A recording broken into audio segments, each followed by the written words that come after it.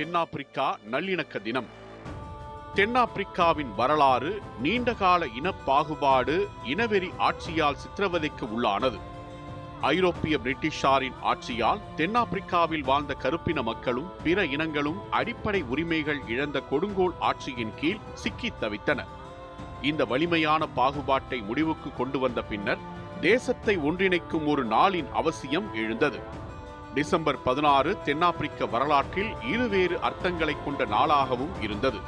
1838 இரத்த ஆறு போர் ஆப்பிரிக்காவில் போயர் சமூகத்திற்கு சபதம் எடுத்த நாள் என நினைவு கூறப்பட்ட நாளாகவும் இருந்தது.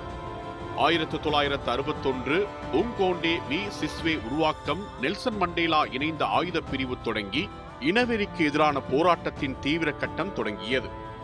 தென்னாப்பிரிக்காவின் இந்த காலகட்டமானது இருவேறு நினைவுகளும் ஒரு காலத்தில் சமூகத்தை பிரித்த நாளாகவே இருந்தது.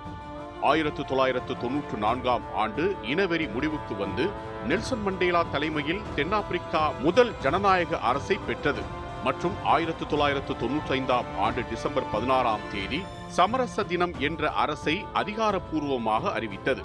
கடந்த கால வன்முறைகளை நினைவில் கொண்டு இன, மொழி, கலாச்சார வேறுபாடுகளை தாண்டி தேசிய ஒற்றுமை மற்றும் சமாதானம் உருவான காலகட்டம் இதுவாகும். இனவெறியின் காயங்களை மறக்காமல் மன்னிப்பு, ஒற்றுமை, சமத்துவம் ஆகியவற்றை வலியுறுத்தும் நாள். உண்மை மற்றும் நல்லிணக்க ஆணைக்குழு டெஸ்மண்ட் டுட்டு தலைமையில் அடிப்படை உணர்வுகளை நினைவூட்டும் நாள். ஒரு காலத்தில் சமூகத்தை பிளந்த நாள் இன்று தேசத்தை இணைக்கும் நாளாக மாறியது.